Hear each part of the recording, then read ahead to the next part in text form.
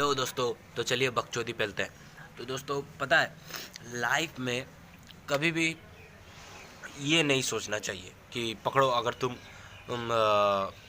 मोटे हो और तुम पतले होने को सोच रहे हो, फिर तुम्हारा अचानक से दिल कहता है, इधर से आवाज़ आता है कि यार तू पतला होके क्या करेगा, कौन सा तेरे संग पतला होने के बाद अनन्या पांडे शादी करने वाली है।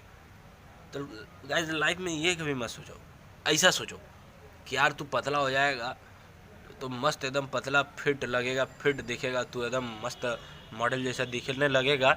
अगर पतला हो जाएगा तो अनन्या पांडे जैसी लड़की तेरे ऊपर पागल रहेगी, फिदा रहेगी। ये सोचो, तब जाके तुम पतला हो पाओगे। ये कभी मत सोचो कि तुम पतला होने के बाद कौन सा तुमसे अनन्या पांडे शादी करने वाली है।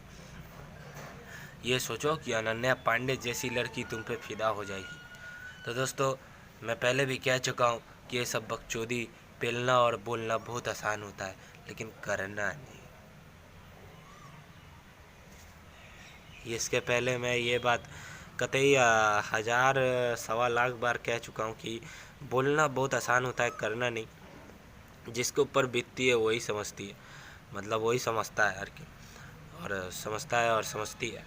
तो दोस्तों, मोटिवेशनल पेलना जो होता है ना, वो बहुत आसान होता है। जो लोग मोटिवेशनल लाइंस कहते हैं, मोटिवेशन करते हैं, वो लोग भी असल में जानते हैं कि ये कहना जितना आसान है, क्योंकि वो लोग जब मोटिवेशन दे रहे हैं तो वो लोग कतई ना कोई ना कोई स्थान पे, वैसे ऊंचे वाले स्थान पे पहुंचे हुए हैं, तभी वो लोग मोटिवेशनल पेल रहे हैं। तो वो लोग को भी पता रहता है कि मोटिवेशनल जो हम लोग स्पीच चोद रहे हैं, इतना ये चोदना जितना आसान है, ये चोद के बच्चा जो पैदा करना का होता है, वो बच्चा पैदा करना उतना आसान नहीं है। तो दोस्तों, इससे बहुत अच्छी लाइन निकल आती है कि चोदना, अगर तुम लोगों को ये बात समझ में नहीं आती है कि आजकल दुनिया में कोई इतना शरीफ नहीं है, तो तुम लोगों को सीधी बात समझ में नहीं आती। तो अब बातें अगर उल्टी तरीक़ा से मैं समझाऊंगा तो तुम लोगों को क्या है, दिमाग में घुस जाएगी। क्या है, अगर तुम लोगों को सीधी लैंग्वेज या फिर कोई तमीज़ वाला लैंग्वेज से कहूँगा ना, तो वो तुम लोगों को क्या, मेरे को भी कोई अगर तमीज़ वाला लैंग्वेज से कोई कुछ कहेगा, मेरे को भी क्या, तुम लोगों को भी क्या, पूरा दुनिया में अगर तमीज़ वाला लैंग्वेज से तुम अगर किसी को कुछ सिखाते हो, तो घंटा तुम्हें कुछ याद रहने वाला है। 2-3 दिन बाद, 2-3 दिन तक याद रहेगा, उसके बाद घंटा तुम्हें कुछ याद रहने वाला है।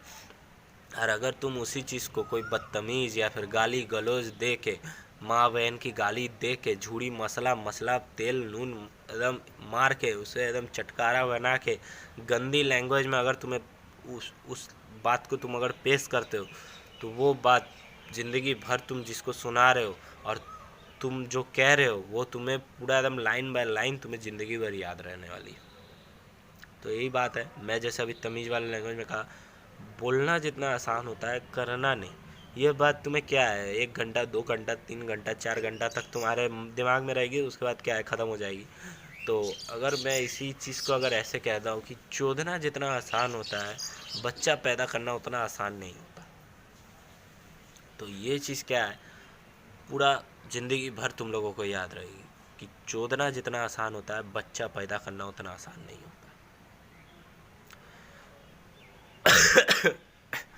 काशी हो गया बहुत, इसका मतलब ये नहीं कि मेरे को लोरोना हो गया है, आई मीन कोरोना हो गया है। मेरे को कोई कोरोना बोरोना नहीं हुआ है, जस्ट नॉर्मल काशी है। तो दोस्तों, एक्चुअली कहा जाए तो हमारे यहाँ पे कोई उतना कोरोना वोरोना है नहीं, तो इसलिए कोरोना मेरे को हुआ भी नहीं है, जस्ट नॉर्मल।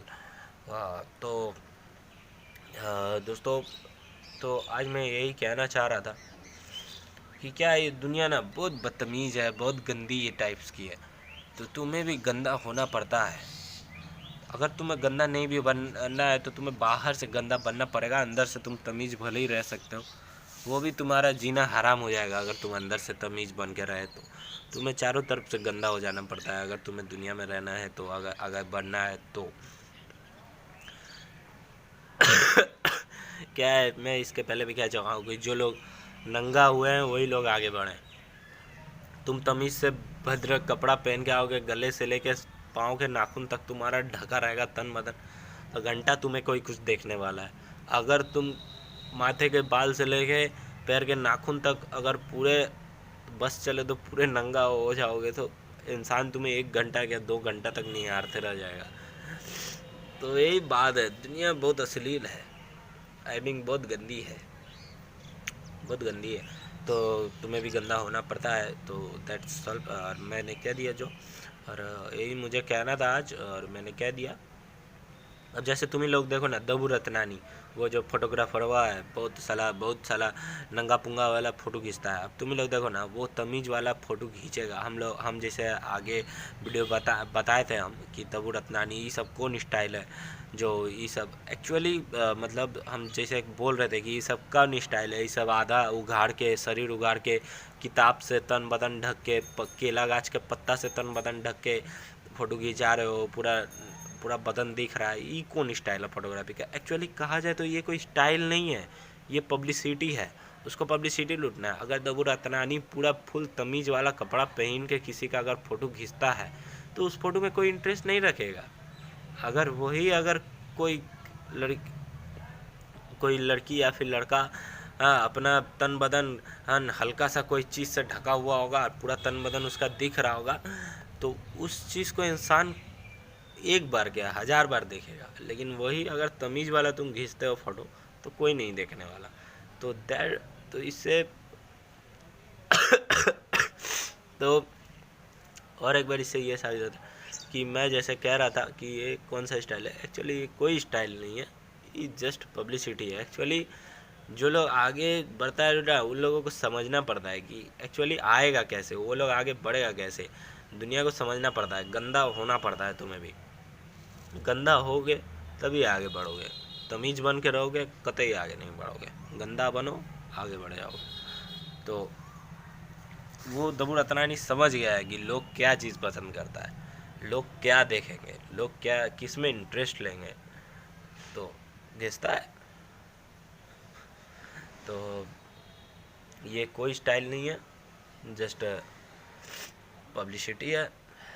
और मैं एक ही बात कितना बार चोदूँगा। चलो बाय, चलिए गाइस, बाय बाय बाय।